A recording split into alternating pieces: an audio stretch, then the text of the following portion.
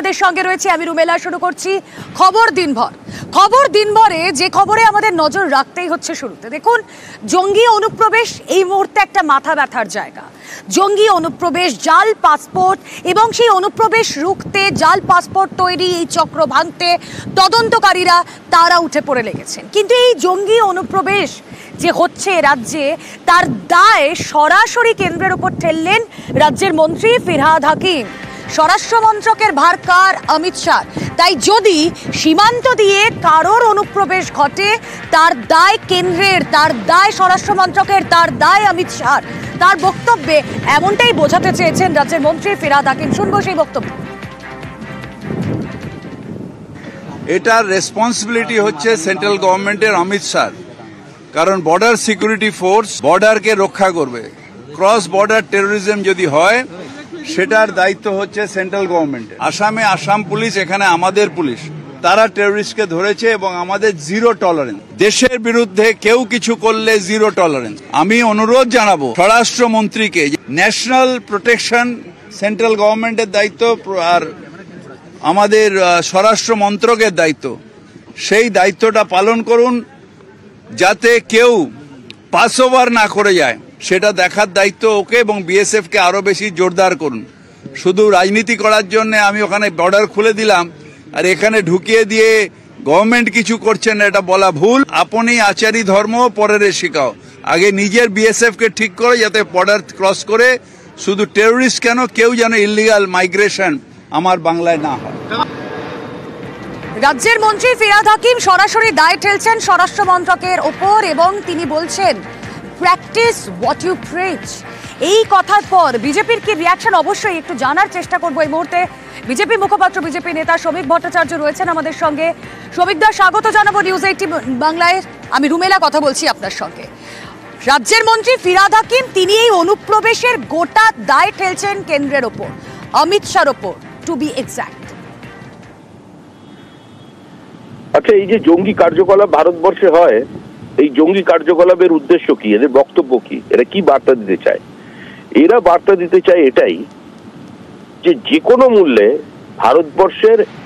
ভারতবর্ষের সমস্ত মানুষকে ইসলামে ধর্মান্তরিত করতে হবে, কাশ্মীরকে মুক্ত করে দিতে হবে, ইসলামিক সুপ্রিমেসি এস্টাবলিশ করতে হবে।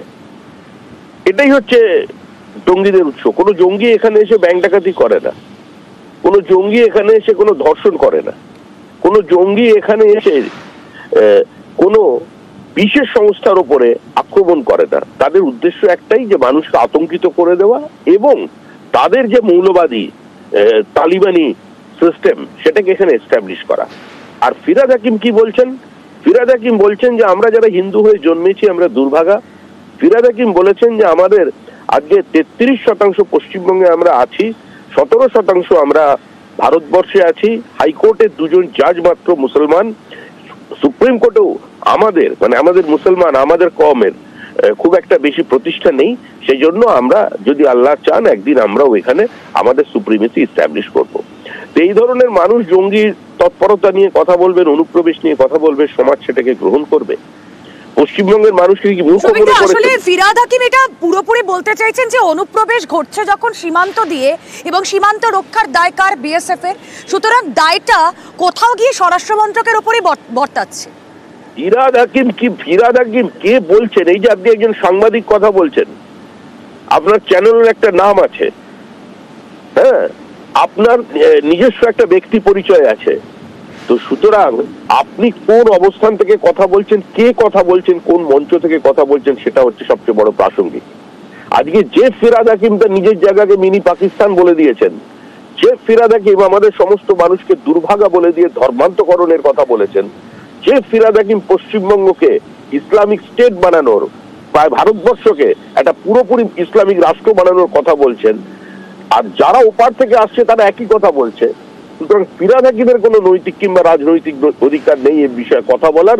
ফিরহাদ হাকিমের নেতৃত্বেই ধর্মতলা দখল হয়েছে, ফিরহাদ হাকিমের নেতৃত্বেই রোহিঙ্গারা ঢুকেছে সল্টলেকে, ফিরহাদ হাকিমের নেতৃত্বে তার ডিপার্টমেন্টের দেখা উচিত ছিল যে সল্টলেকের মতো একটা স্যাটেলাইট সিটিতে এত গুরুত্বপূর্ণ জায়গায় ফিরহাদ হাকিম এই কথাটা আজ বলছেন, কিন্তু গোটা তৃণমূল নেতৃত্বই এই বিষয়টায় কেন্দ্রের দিকেই দায় ঠেলছে। এই বিষয়টা কি আপনি কেন্দ্রের দিকে তৃণমূল কংগ্রেসের দায় ঠেলবে কি করে? আপনাকে একবার গিয়ে বর্ডার ঘুরে আসুন, সাংবাদিক হয়েছেন যখন। 2200 কিলোমিটার পোরাস বর্ডার, একা পুলিশের ক্ষমতা নেই, একা বিএসএফ এর ক্ষমতা নেই এখানে অনুপ্রবেশকে বন্ধ করার। প্রকাশ্যে দাঁড়িয়ে তৃণমূল বলছে, ওপাশ থেকে যারা আসছে তার কাউন্সিলর বলেছেন, আপনার টিভিতে গিয়েছে যে সমস্ত মানুষকে ভোটার লিস্টে নাম তুলে দিতে হবে। ফেক আধার কার্ড তৈরি করাচ্ছে, ভোটার লিস্টে নাম তুলছে, বসিয়ে দিচ্ছে, জবরদখল করে বিভিন্ন খাস জমি, দেবোত্তর সম্পত্তি, ওয়াকফ প্রপার্টির উপরে বাংলাদেশি মুসলমান অনুপ্রবেশকারীদের প্রতিষ্ঠা দিচ্ছে তৃণমূল কংগ্রেস। আর এখানে দায় চাপাচ্ছে কেন্দ্রের ঘাড়ে। দেশের মানুষ এটা বোঝে, আর কলকাতার মানুষ এটা বুঝতে শুরু করেছে। আপনাকেও ব্যক্তি হিসেবে বুঝতে হবে যে সংখ্যা যদি বেড়ে যায়, 33% যখন পেরিয়ে যাবে, তখন আর সংবিধান থাকবে না, তখন আপনার টিভি 18 থাকবে না, তখন শরিয়তের আইন প্রতিষ্ঠা হবে। আপনাকেও বোরখা পরে এসে বসতে হবে। অনেক ধন্যবাদ আপনাকে। আমরা কথা বলছিলাম, শ্রমিক ভট্টাচার্য বিজেপি নেতা ছিলেন আমাদের সঙ্গে। আর এই যে